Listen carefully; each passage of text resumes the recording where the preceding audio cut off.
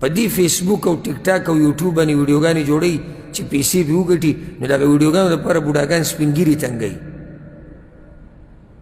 هغه سپینګیري تنګوي، په هغوی پورې مذاق کوي، هغه د یو خبرې نه نه خبر، دې ته ویډیو کوي، بیا هغه خبره نشر کړي چې دې به پیسې وګټي. او یو مشر یو سپینګیری چې الله وایي ما له تې حیا راځي، خو دې بېدین له تې حیا ورنه راغله. الله خالق دی، ګوره دا د الله بنده دی. الله وایي ما له تې حیا راځي ځکه چې ویښتو کې سپین لګېدلي او ده له حیا نه ورځي. دغه سپینګیري نه مذاق ورسره کوي، خاندي پورې. مخکې ورځو کې مې ویډیو کته چې د هلکانو کټ یې ښودلی، کټ خالي دی او څادر یې پیچلی، سپینګیري ته وایي کښېنه پکې غریب دننه ولي، ټول د خندا شنه شي. ما چې دا ویډیو کته ورب الکعبه زما په دې جسم باندې دا ویښته ودرېدو، لکه دا زما مشر دی، لکه زما تره سره چې داسې وکړي، زما د ماما سره چې داسې وکړي. دومره یو سړي کې یعنې هغه ادب ختم شي چې ته سپینګیری کټ کې غریب ورغزار کو، بیا پورې ټوغې کې، بیا ته ویډیو کې، بیا ویډیو نشر کې. کوم ځای ته ورسېدو موږ؟ دې ته ترقي وایي؟ که ترقي دی نو الله دې دې ترقۍ نه موږ لرې ساتي. زموږ خو معقه ماحول په کار دی چې سپینګیری په لار روان و نو کشران به په مخه نه شو تېرېدی، سیټ ته به شو، سیټ ته مشرانو موږ ته قیسې کړي. وایي چې کله به مشران په لار روان وو، خپل نه چې کلي کې به مشر روان و او کشر به مخکې و، نو کشر به سیټ ته شو چې دا مشر ووړي.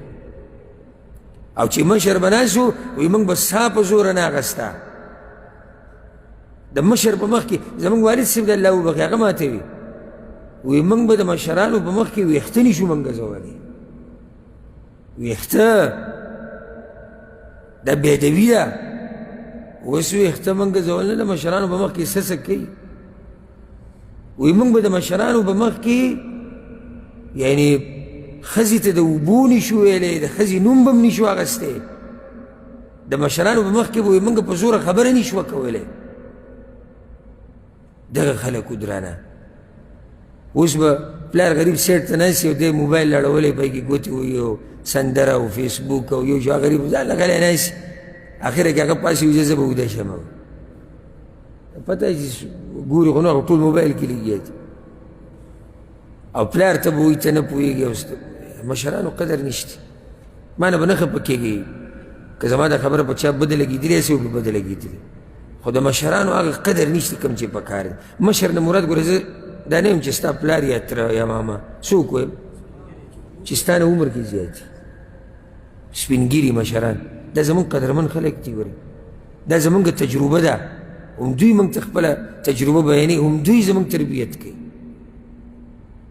او حدیث کې راځي سبحان الله، یاد کوي دا حدیث، پیغمبر صلی الله علیه وسلم وایي د خپل مور پلار سره ښه کوئ، ستاسو بچي به تاسو سره ښه کوي. دې کې دننه دا خبره پرته ده، ته د نورو د مشرو قدر کوه، د مشرانو ستا د مشرانو به خلک قدر کوي. چې ته د یو سپینګیري قدر وکړي چې دی به د چا پلار وي، د چا به تره وي، د چا به نیکه وي، ستا د هغې هم خلک قدر کوي.